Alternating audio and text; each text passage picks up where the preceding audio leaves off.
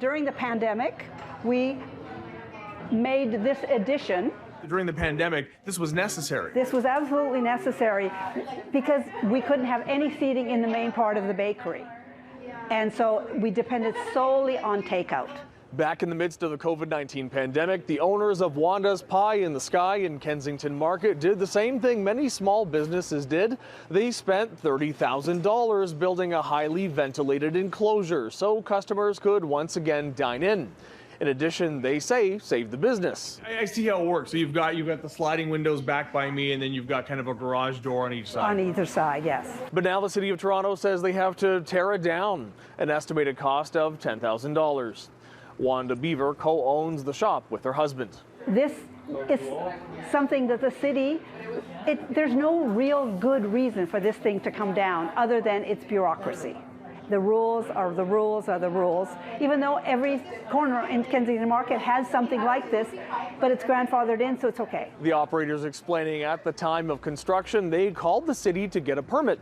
But at the height of the pandemic, the city wasn't issuing permits and told Wanda's to build the addition and retroactively request a permit later. So we thought that was fine. David Beaver, who runs the shop with Wanda, explaining they even hired an architect to help with compliance. He acknowledges the city did send his landlord notices for Wanda's to start the permitting process or demolish the addition.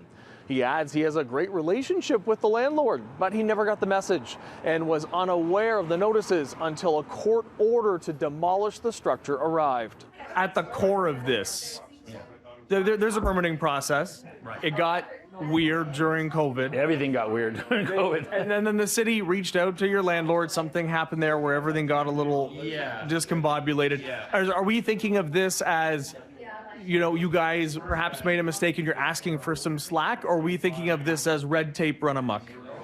Actually, a combination of the two. It is. We recognize that we didn't do things the right way because it wasn't any right way to do it during the pandemic. But we did our due diligence to try to make it right after that. You know, okay, this needs to be changed, that needs to be changed. Okay, fine, let's work with the city and work this out. That's why we hired the architect.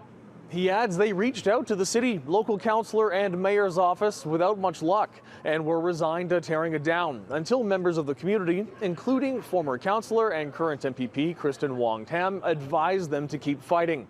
A petition now has over 800 signatures asking the city to let the structure stay. You know, the situation is still fluid, still dynamic, so we're just hoping for the best. We did also reach out to the city and local councillor Diane Sachs. In Kensington Market, David Zura, City News.